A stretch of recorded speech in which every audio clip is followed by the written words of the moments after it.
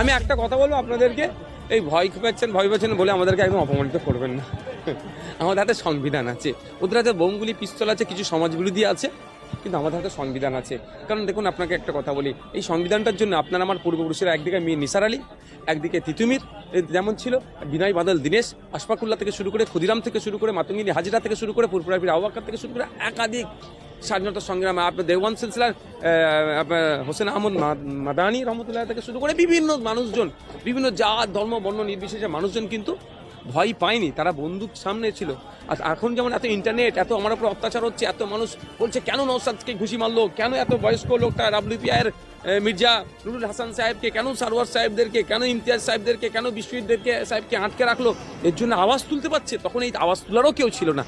তখন আমাদের পূর্বপুরুষেরা লড়াই করে ব্রিটিশদের কালো হাতকে ভেঙে দিয়েছে, গুড়িয়ে দিয়েছে। তো ভালো হাত ভেঙে গুড়িয়ে দিয়ে আমাদেরকে সংবিধান দিয়েছে। সংবিধান আমাদের কাছে একটা পাওয়ারফুল, সব থেকে পাওয়ারফুল ওয়েপেন। সুতরাং আমাদেরকে এত পাওয়ারফুল ওয়েপেন থাকতে আমরা ভয় পাবো কেন?